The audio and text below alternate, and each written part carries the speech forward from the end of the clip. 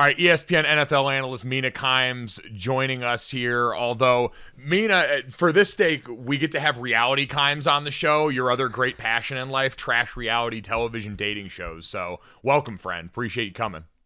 I'm just so grateful that you gave me this format, this platform, rather, to get these takes off, because I have so many takes about the Love is Blind reunion, which turns out many people probably still haven't seen. So however you want to cordon off the takes to protect people from spoilers, you're up to you.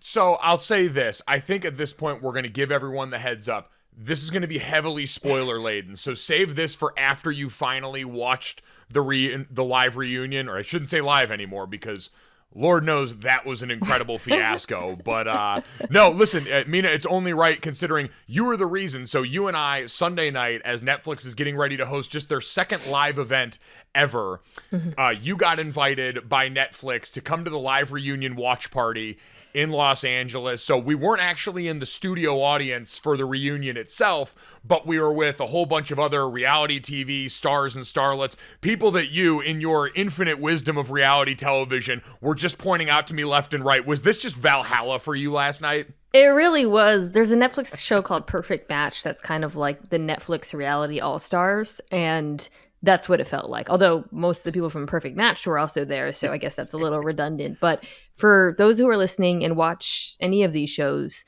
Love is Blind, Too Hot to Handle, The Ultimatum, or The Bachelor, which is not a Netflix show, but there were some Bachelor contestants there. It really was a who's who of the reality dating world. Just Love is Blind alone, previous seasons, rattling off some of the names. Most of them were there, frankly. Deepti, Natalie, Iyanna, Mallory. We talked a little bit to Cole, who people might remember from the Zeneb Cuties fiasco. It was pretty jam-packed, which Cole, or Brennan, rather, and Alexa were there together. He's very tall. And that kind of made it fun because not only did we get to kind of, hobnob with them, but you got to see their reactions in real time to the reunion, because the crowd was raucous and the crowd had a lot of emotions. It was wild, and because we had the delay built in, so you and I were in this bunker here, and we tweeted out the picture from that beforehand, which meant that as soon as things went sideways, we became everyone's go-to mole source on the inside, trying to act like we had any inkling of what was going on more so than most. I have to imagine your phone in particular was ready to melt. Yeah, so I posted a photo of us, and then when 5 o'clock Pacific hit, there you have the goblet with you. We got goblets. And it hadn't started. I was getting a lot of questions like, what's happening? What are you hearing? What is going on? And while we didn't have any intel, I guess after about an hour and 15-20 minutes or so, it was posted by Chloe from Too Hot to Handle / Perfect Match. And she announced to the crowd that the live feed was not happening. This was unbeknownst to us, really. America was freaking out. The world was losing their mind because this live feed wasn't happening. There was also a very exciting NBA game happening at the same time. And she came up and told us that they were going to proceed with the taping and we would be able to watch it, but it wouldn't actually hit the Netflix servers. So because of that, in a very, very serious tone, we were told, you're watching this, but you cannot post about it. You cannot reveal things that have happened because we don't know when other people are going to get to watch this. And let me tell you, they were looking at our phones. Like there was security people walking up and down, a very, very intimidating, like 8-foot tall security man. Kind of got in the way a little bit. No big deal. Of my line of sight to the TV. It was like a big screen. They were looking at us to make sure we weren't posting about the reunion. So I felt very nervous about having my phone taken away.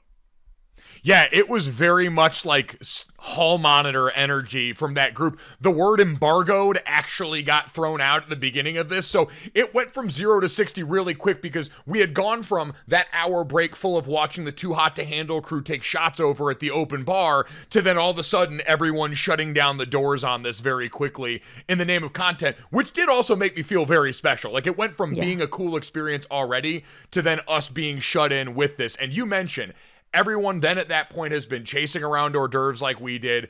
People were hitting the So open bar hyper. heavy, which meant once this started, the hooting and hollering was at an all-time high. So, Mina, let's get to the actual reunion. We got everyone back on stage after the delay. Nick and Vanessa Lachey open this up, and at the reunion, we have got the 3 married couples that actually made it. So Chelsea and Kwame, Bliss and Zack, and then Tiffany and Brett.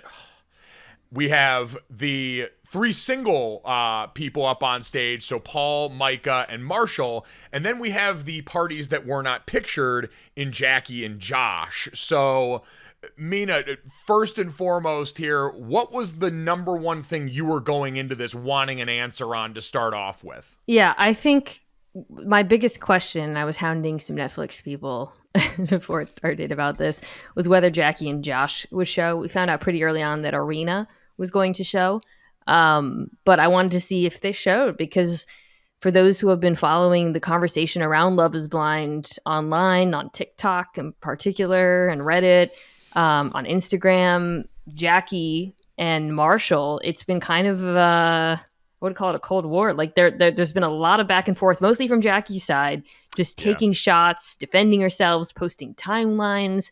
There's been leaked chat threads showing her saying derogatory things about Marshall. So she came into this whole thing with the most to answer for, and didn't have to answer for any of it, but we can get to that. But anyways, she did not show. It was a taped Zoom call, which was, there was a lot I liked about the program, or a lot that I found interesting, but it was a little disappointing that she and Josh didn't show. Yeah, and I think that really was the biggest elephant in the room, and it became such a complicating factor because, yeah, it was a pre-taped interview that Vanessa had done with them. You could tell it was heavily edited. Vanessa was also very warm to them. Like, there wasn't a lot of pushback on any of the things about the timeline that Jackie disputed about her breakup with Marshall and where it coincided with her going to the coffee shop to meet Josh to start to rekindle that flame there. She claims that it was edited out of order. Most of us can look and see between what Marshall was wearing at the time and just in general how she felt about that relationship. Didn't seem like it was something that was that heavily edited out of order, but you had all of that, and then you had Marshall on set having to basically answer to this and talk down the line to a camera without actually getting to engage anybody, and so it really sort of robbed us of what was, I think, the chief conflict in the entire show. I mean, and Jackie said a bunch of things that were like essentially unchallenged, but Vanessa didn't really push back on any of it, including like accusing Marshall of wanting the ring back so he could propose to another cast member. Yeah. To which Marshall later is like, I went on one date with the girl. But like, it's just wild that she was, to me anyways, given the space to just say all of those things with zero repercussions or questions. And also, again, like, we have seen the texts, the receipts on the internet of her saying homophobic things about Marshall. It's out there. She was not barely pushed on that. In fact, Marshall was the one who, he was questioned about it afterwards, like really had to answer for everything. It almost felt like he was put on the defensive. So that was, I don't know. It was also the end of the reunion, I should say. Like they saved that for the end. Oh, no. There was another abhorrent Bartiz video at the end, followed by Vanessa just constantly asking people if they're having babies, which don't even get me started on that. But I don't know. That was, I thought, probably like the most frustrating thing about the reunion was that whole exchange. Yeah, especially with the whole build-up and billing being this was going to be live. We were going to get all these reactions. Yes. And so for that to be as heavily edited as we know the show is, definitely immensely frustrating. So we didn't really get a ton of closure there. Marshall tried to really deflect a lot of it and basically say, let's just stop the war of words online. He seemed like he was tired of being tagged and everything. And I think that overall, Mina, kind of shined through about everyone's reaction is this was as candid as I have ever seen reality TV stars in responding to the backlash online that they've received. Like they all in some way, shape, or form mentioned the things that they've seen and heard from people being tagged online. Yeah, that's a really good point. Kwame and Chelsea, that was really like a huge focus of their whole segment was just, I mean, they're also, I think they both felt like, and they posted about this, their relationship wasn't perhaps represented in full. But a couple that's gotten a lot of hate. And then Irina and Micah, both responding to the negative, I guess, feedback that they've gotten online. And both talked about it. Both seem kind of driven by it in their contrition. Even like Brett and Tiffany, who's like that. So they're like America's sweethearts. So they're the ones who should be basking in the love of the internet, but they didn't seem to be, I don't want to say enjoying it, but they also seemed uncomfortable and like a little bit apprehensive about being public figures in a way that I found interesting. Especially Tiffany seemed kind of, and like, to be fair, like that's probably why they're so likable, is that they don't have that, they don't give off the impression of wanting to be famous, as Zack so famously accused Irina of. Yeah, so we'll save the married couples and the ones that made it, because we had 3 couples actually, like, so the season was filmed a year ago. This reunion takes place after. These couples have now been together for about a year's time, and so I want to get to them and the results there. But you mentioned what I think was the other real big conflict, which was around Micah and Irina and their role in a lot of the bullying that we saw very early on in the pod stage of things. And then obviously how Irina treated Zack once they got to Mexico, once they got out of the pods and everyone was in person. So when it came to those two, Mina, and Irina kind of having to address it first, but really it was billed as both of them. Well, do you feel like this fell pretty short of holding them anywhere near accountable? I thought Irina got held accountable. Micah was not even, she wasn't asked about the Kwame stuff at all. Only Kwame was asked about it. And then she wasn't asked about, they played the montage of her and Irina bullying people and like laughing at people crying and stuff. And she wasn't asked about that at all. And then we'll get to the stuff with her and Paul, which was probably my other biggest source of frustration with the thing. But I thought Irina got held to task mostly because Zack showed up ready to let the choppers in. I think Zack won this reunion by leaps and bounds. Not because he was even particularly like funny or charming, but because he was just very direct, and he seemed like the one least trying to be political of anyone. So Irina, to your point, like, so, she gave this like very long-winded rambling apology about her bullying actions or what it didn't play well. Let me just take this moment to give a piece of advice. If you're a bully and exposed on a reality show and you engage in a bunch of shitty behavior and America sees you and people really don't like you, here's what you do. You don't try to justify it. You don't give a rambling apology. You show up, you look straight at the camera and you say, well, I suck. Like, damn, I was an a-hole. And people will cheer. Like, it's so easy to get people back on your side if you just take accountability and acknowledge that you were terrible. And she didn't do that. It was very incoherent. And this was the part that I loved. Zack, like, basically was just like, no, you're treating me like crap. And he exposed, I don't remember if it was him or Bliss who exposed this, that in Mexico, this was one of the juiciest moments of the reunion, she had DM'd Bliss, you dodged a bullet. So, because she gave this whole story, I didn't feel safe. I was like, I had bad, which was horrible. She basically was just like, I didn't like Zack. He made me uncomfortable, which fine, whatever. That would be one thing.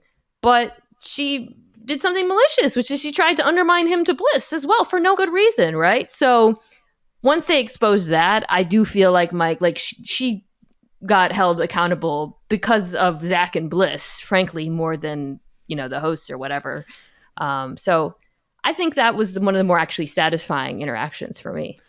I would agree. You're right about that. And it is exactly because she kept trying to explain her reactions every time someone else brought something up. Because what I thought about the overall tone of the show was most of these people came in a year removed, ready to kind of move on from this stuff. They were ready to kind of offload the baggage. And every time one of the rest of the married crew said something, particularly Zack or Bliss, Irina always felt like she had to come back and say her piece on the other side. And so finally they were like, listen, we've got the receipts. To your point, it was Bliss that brought that up, where you said, as I was getting ready to re-explore this, she simultaneously sent some nice message to Zack, who she claimed in the pods and we saw on camera, asked him if he had thought about Bliss while they were together, talked about all that stuff, and then undercut him on the same side. And between that moment there and Zack just come out and flat out saying, I believe you were here to get famous. We all have the receipts that believe you were here to get fame. That was the one where we felt the entire room erupt. Yeah. My hands immediately shot up overhead. It was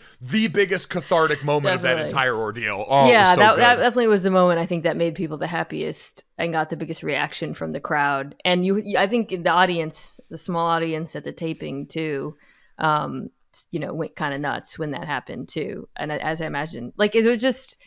I think that's, again, why I found Zack's presence so satisfying is he really kind of seemed to actually say what he believed, including with Paul, which we'll get to. Like, he felt the most honest of anyone there. And in that moment, like, I don't think he, like, planned everything he was going to say. I don't know if they even planned to talk about the DMs per se, but it came across as pretty authentic. And while they've clearly moved on and they're very happy, and he found a woman who seems to actually enjoy his singing, which is incredible. Oh, what a W for that dude. Yeah, they were like, no, we're not going to let this shit slide. And I appreciated it. Yeah, very much. Like you said, really responding in the role of the hosts in that mode were Zack and Bliss, so which we can get to that kind of specter over this whole thing about how it was handled. But yeah, Micah did get off easy because she did, I will say, have a great arc on the show where by the end she became someone that seemed a lot more redeemable, someone that we were kind of rooting for by the end. I was kind of rooting for her and Paul to make it. They seemed like they were getting more lovey-dovey as the thing went on. And really, quite frankly, as she got further away from Irina, the one thing we saw between Micah's friends back home and then Irina, who she gravitated towards in the pod, is she seemed to really just kind of absorb who was ever around her. But she still went and did the things. She still was a part of all the actions, especially the mean girl stuff that we saw on the pods, and she completely got to dodge all that stuff in a way that was pretty lame. At a certain point, if you have crappy friends in not one but two situations, you're the common denominator. And maybe she's certainly better at presenting on camera than Shelby. Speaking of people who got off the hook, not that it really, whatever, Shelby's a side character, but yeah, I think it says a lot about probably who you are. The feeling I got too, Micah Zark, and maybe we can kind of get into that relationship. Yeah. It felt like, just based on how the couples acted, who they were, whatever, it felt like Kwame and Chelsea's storyline was, and I'm not saying it was like, clearly they fought, clearly they had issues, clearly there was some weirdness. The thing with Micah happened. All of that happened. So I'm not saying it was edited, but it felt like those moments were probably chosen to make the outcome more surprising. Because I was like, whoa, when Kwame said yes. And then seeing them in the reunion, they seemed really freaking in love, right? But like, whereas I felt like the reverse was true with Paul. Like, I don't know if you remember, but at the day of Paul and Micah's wedding, he's with his friends. He's like, yeah, I don't know what I'm due. And none of them seemed not surprised. Like, they were like, yeah, dude, I don't know. One of them was like, you know how I feel. And I felt like that guy probably said no, but Netflix didn't show him saying that.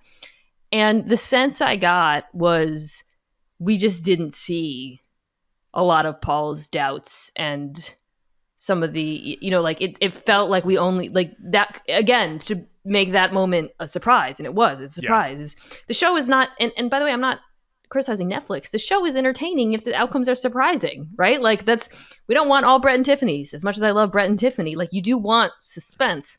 But I feel like with Paul and Micah's relationship, we weren't shown a lot. And because afterwards he was like, I would get married to her now, I'll get married in 10 years. I was like, okay, damn, dude. Yeah, he sort of piled it on there, but you're right about the tip of the iceberg thing, because again, Zack came up when he kind of got called out on whispering on the couch by Vanessa like he was handing notes in class. He said, Paul and I spent a lot of time. We were probably up till 2 a.m. the night before, and he said he genuinely didn't know what he was going to do there to underscore how conflicted he was about this and how little he knew. Zack kind of took us under the curtain again and said basically, no, I was with this guy, I was talking with this guy, and I knew how badly this was. And that led to the moment in the reunion that probably, I mean, I guess the Jackie and Josh thing was the worst, but was probably the thing that frustrated me. Well, no, the baby thing was worse, but the third most after those two things. Which was, so, Vanessa brought up Paul saying, he didn't think Micah would be a mother, and Micah cried about it. And Paul said, I meant like neither of us would be parents, whatever. But, he was like, you're not very nurturing. Or that's what he said in the show. Yeah. Which, like, I'm sorry, we just saw a montage of this woman bullying other women. Like, we've seen kind of evidence that nurturing being not necessarily maternal, but like nice. But, Micah was like, well, why would you tell me that or whatever?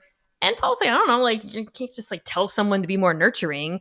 But Vanessa was like a dog with a goddamn bone about this issue and was like drilling him on it, like over the cardinal sin of not telling her. It was actually kind of confusing why she was so preoccupied with this when there are so many other more interesting things to talk about. Micah's, she's clearly... Paul, in an interview afterwards, said he felt like she was biased towards him, against him in favor of Micah. I mean, I can see why he drew that conclusion. Micah is crying and like, yeah, why wouldn't you tell me? Da, da, da. Okay, then Zack steps in for his boy, once again, stepping up, being like very real during this reunion, and proceeds to reveal two things. Very interesting things. One, that he heard from women afterwards that Micah never intended on marrying Paul. Interesting. Vanessa treats it like a lie, by the way. And then two, he's like, yeah, I was driving you back once and you were like talking shit about Paul.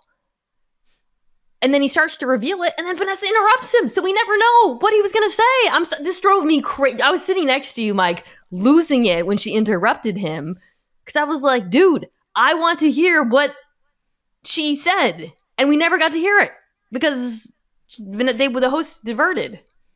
I would say that was probably, of the stuff that actually came up on air, the biggest and worst unanswered question. Because the Jackie and Marshall thing, because they weren't there, we weren't going to get the same satisfaction. But that was a conversation that was happening, and we were about to get all of this information. Like, what we dream of, this idea that we're seeing 10% of what actually went on, and Zack continued to want to lead us down the path, and it just lobbed it up for us. And like, because there were some parts where I understood, like when Chelsea brought up when she was talking about her and Kwame's edit.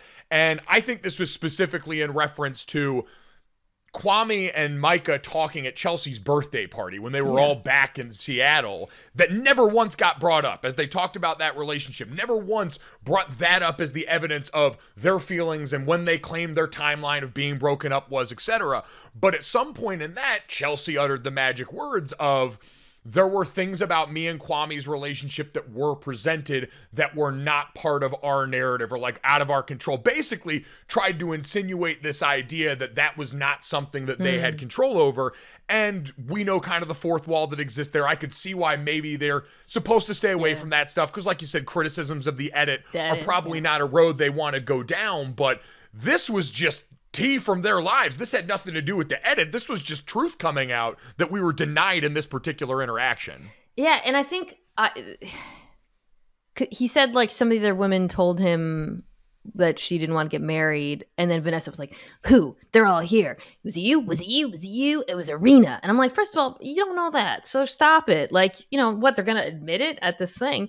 But also we learned, they played all these they played like a montage of photos of them, that all these couples hang out, all the marrieds hang out. Like there was a vacation photo of Zack and Bliss, Chelsea and Kwame, and Brett and Tiffany. That was adorable. But also, like, there is, to your point, like, they've all have this tea from being friends, and that's the stuff I was really hoping would come out at this reunion, not necessarily just how they feel about things or trying to apologize things or whatever. So I don't know. I felt like we were robbed of a moment to get like additional insight or controversy or whatever.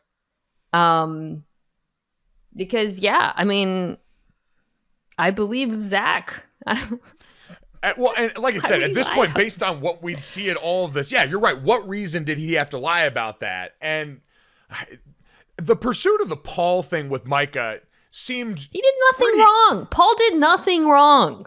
Sorry. And all he was trying to do, well, he did, and all he was trying to do there was basically not re-insult Micah on stage at this event. Yes, like, he did 100%. what anyone's done in a breakup, which is, yeah, I don't want to say the awful thing to your face and make you feel worse than you already do. And so now as they're pushing for it again, they wanted him to say, yeah, you didn't seem very nurturing to me, and I don't think you'd make a good mom. Whereas he tried to do the thing where he puts onus on him and say, I didn't create that. He was trying to work around it to not hurt her feelings. That seemed pretty clear by the third or fourth time that we got that question drilled back in his face. So it was so odd, I thought, that if it was like, who went into this thinking that Paul was going to get the most heat after we saw actual bad behavior from various parties?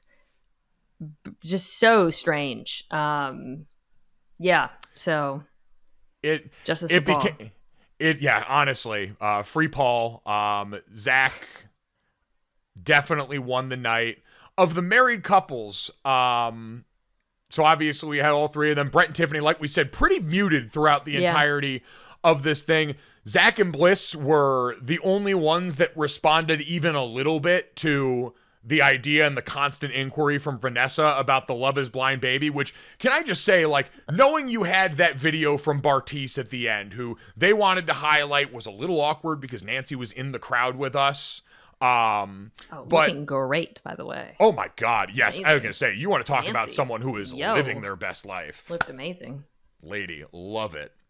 But they show this video of Bartise asking at the very end if anyone is close to giving us the Love is Blind baby, which Vanessa had already undercut 3 times in the broadcast. Like, if you knew you had that video coming, which is probably already an overstep and a bit ill-advised, bringing it up that many times along the way beforehand to completely rob the moment, it was just baffling. And that was where you saw, I think Tiff and Brittany, and excuse me, I almost gave them the couple name, Brett and Tiffany, almost kind of getting a little bit mad. Like, they were a little bit agitated by the line of questioning, didn't you think? I have a lot of thoughts about this. First of all, I don't know who thought bringing Bartise out as like this final voice was going to incite positive reactions from anyone.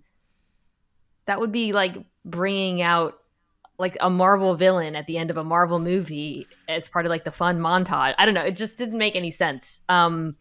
Second, the baby stuff. I mean, aside from just being irritating, it's incredibly insensitive. We're talking about a bunch of women. I'm a woman in my 30s, women in their 30s, and you never know what people's journeys are with that stuff from a health perspective. So to put them on a spot on live national television and ask them about it, a question that I don't think any of them were prepared to answer, frankly. I certainly don't think anyone went into that thinking that.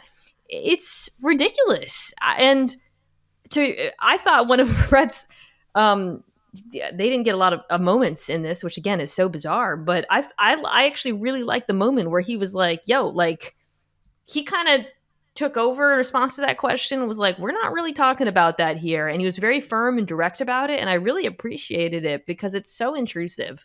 And if you're going to ask it, you absolutely have to clear that beforehand. So very much did not like that as a way to end this. I don't know. That was really odd.